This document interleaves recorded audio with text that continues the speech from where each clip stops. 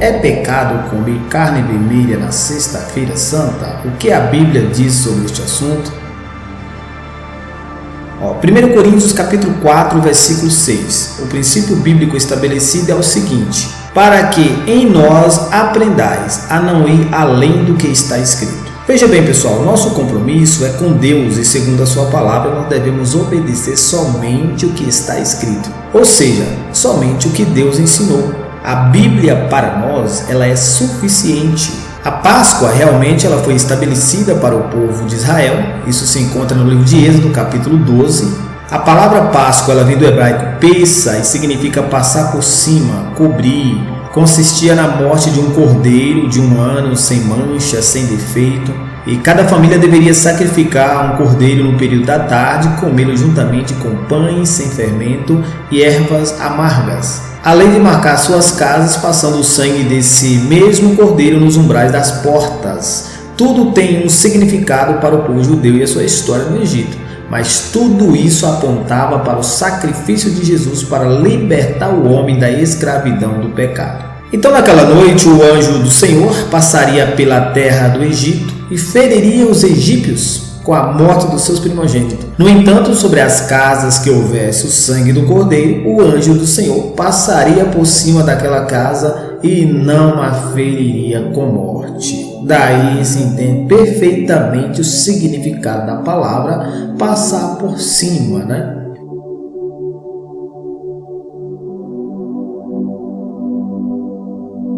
Essa história da Páscoa ela é maravilhosa. Ela representa a graça, a misericórdia de Deus para cobrir as falhas do homem arrependido através do sangue de Cristo, o Cordeiro Pascal, exigindo apenas que o homem ele renuncie o mundo e seus pecados, obras mortas e costumes pagãos.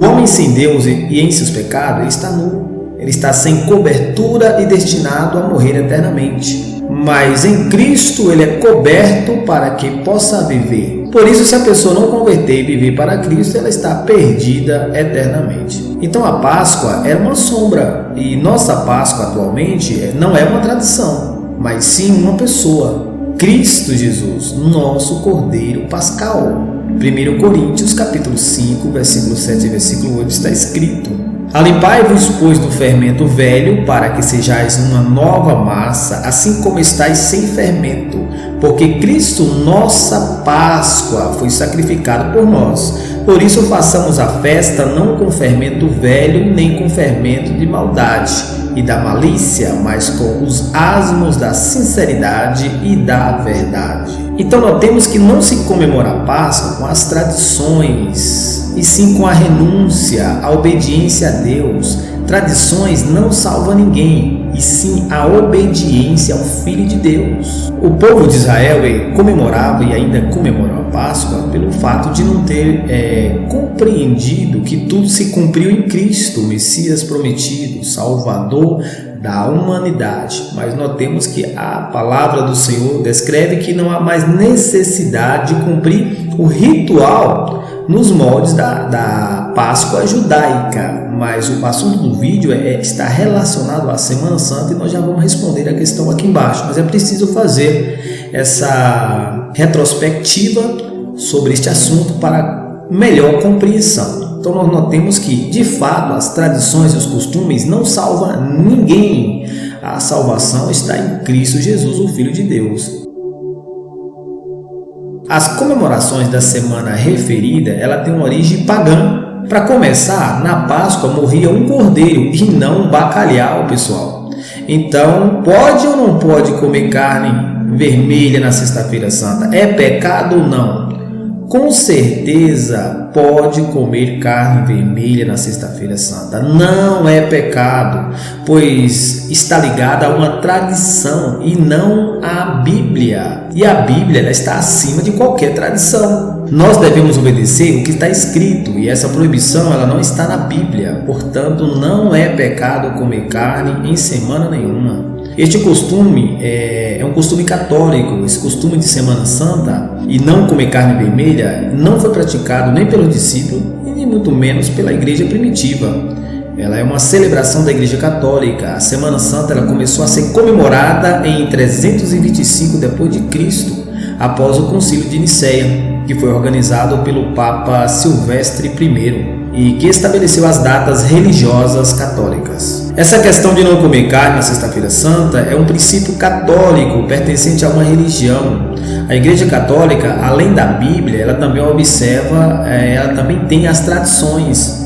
Portanto, é um princípio católico. Não está na Bíblia. Além disso, a Páscoa judaica ela apontava para Cristo. E depois do período novo testamentário, a Páscoa ela foi substituída pela Santa Ceia. A Santa Ceia hoje é a substituição da Páscoa. E se observarmos a Páscoa judaica, lá no capítulo 12 do livro de Hebreus, de Êxodo na verdade, livro de Êxodo, vamos ver que na Páscoa eles comiam carne assada. Portanto, não comer carne vermelha está ligada a uma tradição e não à Bíblia. Portanto, se você comer carne, não é pecado. Como eu já disse antes, nós cremos no que está escrito na Bíblia, a palavra do Senhor, e ela não proíbe isso. Agora devemos respeitar, ainda que você não seja católico, respeite o católico, as suas tradições, assim como devemos respeitar todas as religiões e não insultar aqueles que querem observar esta tradição. É desnecessária, não é bíblica, mas cada pessoa tem um livre-arbítrio, e você também. A Igreja ICA, a Igreja Católica Apostólica Romana, ela surge entre os meados do 3º e 4º século. A Igreja Romana ela passou a ser constantinizada e dogmatizada.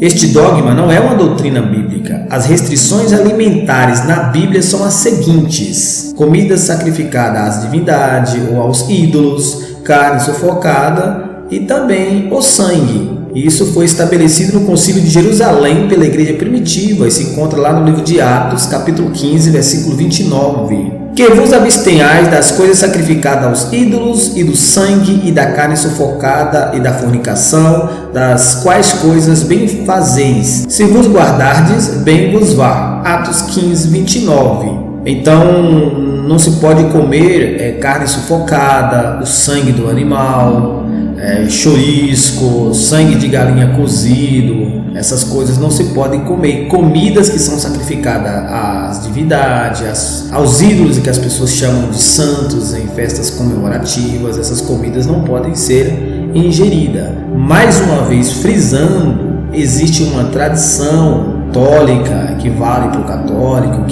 que quer observar isso daí. Nós não enxergamos base bíblica, fundamentação bíblica para isto. Então vai depender da pessoa que quer ou não seguir esta tradição. Mas para os cristãos, nós cristãos, nós já somos livres, Portanto, ninguém vos julgue pelo comer ou pelo beber, ou por causa dos dias de festa ou de lua nova ou dos sábados. Porque toda criatura de Deus é boa e não há nada que rejeitar, sendo recebido com ações de graça. 1 Timóteo capítulo 4, versículo 4. Nós não precisamos guardar dias comemorativos. No Novo Testamento não usa mais simbologias ou tradições como no Velho Testamento, que tinha ordenanças que apontavam para Cristo. A Páscoa, o sacrifício do cordeiro, o sangue, as ervas, o pão sem fermento e todos os outros rituais não precisa mais serem observados, pois se cumpriram em Cristo. Ele já ressuscitou e cumpriu o plano da redenção humana. O que importa é a obediência. Paulo escreveu em 1 Coríntios capítulo 7, versículo 19: a circuncisão é nada e a incircuncisão nada é, mas sim a observância dos mandamentos de Deus. A questão da circuncisão era um ritual observado e praticado pelos judeus, e Paulo alerta-os informando de que agora essa marca se guardava no coração e não no ritual da lei. Em Gálatas capítulo 6, versículo 15, também está escrito: porque em Cristo Jesus nem a circuncisão nem a incircuncisão tem virtude alguma, mas sim o ser uma nova criatura. E o que tem a ver isso com a Semana Santa? Semana Santa também são rituais que são praticados, que são realizados, mas o que importa é ser uma nova criatura em Cristo Jesus e não ficar preso a costumes e a doutrina de homens. Por isso, não comer carne vermelha também é um costume, é uma tradição, mas, como já dissemos aqui, não é bíblico, não tem fundamentação bíblica. Veja, os rituais, eles são desnecessários, pois fomos libertos em Cristo. Ser nova criatura é o que importa. Então, domingo de ramos, lava pés, não comer carne vermelha, são rituais que não salvam o homem.